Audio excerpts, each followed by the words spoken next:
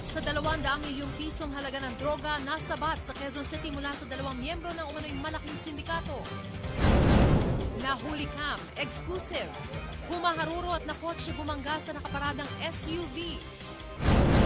At primetime queen Marian Rivera, isa sa mga pinaka-maimpluwensyang Pinoy online ayon sa isang magazine. Tutukan yan mamaya sa nangunguna sa balita, 24 oras.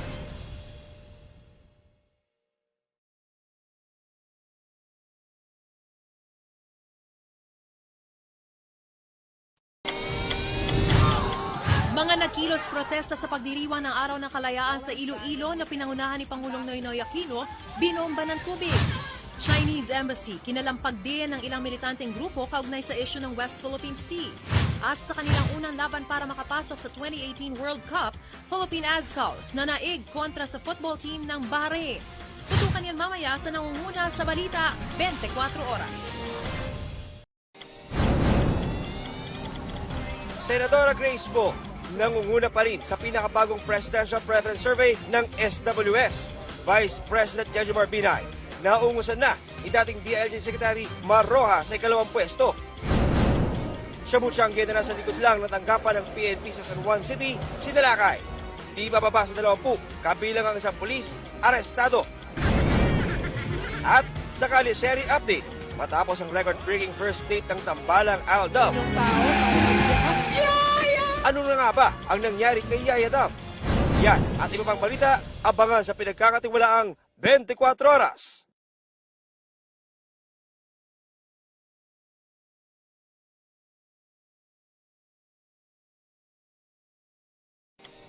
Bangkang ginamit umano sa pagdukot sa 3 dayuhan at isang Pilipina sa Samal Island, natagpuan sa Davao Oriental.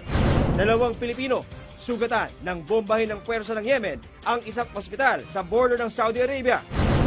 At Yaya Dam, tuloy-tuloy na ba ang pagsasalita paglabas niya ng ospital? Yan at iba pang balita, abangan sa pinagkakatiwalaang 24 oras.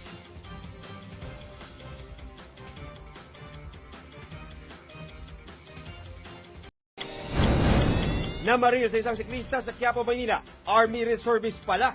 Pulisya at maging ang Army mismo, tinutugis na ang suspect. Pagkontra sa terorismo at maritime security, kabilang sa mga tinalakay sa pagpupulong ni Pangulong Duterte at U.S. Secretary of State John Kerry.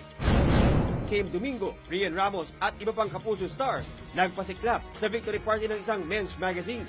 Marian Rivera, itilanghal na kauna-unahang Hall of Famer. Yan at iba pang balita, abangan sa pinagkakatiwalaang 24 oras.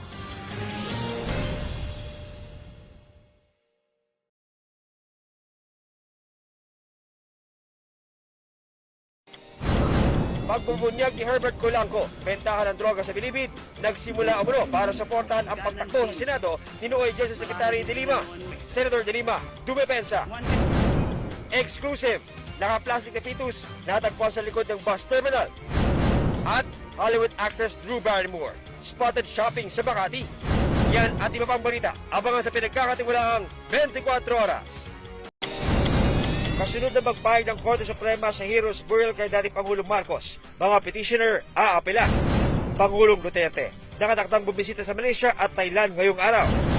At sa mga saysayang eleksyon sa Amerika, Democratic candidate Hillary Clinton at Republican candidate Donald Trump, digit ang laban. Yan at iba pang balita, abangan sa pinagkakatiwalaang 24 oras.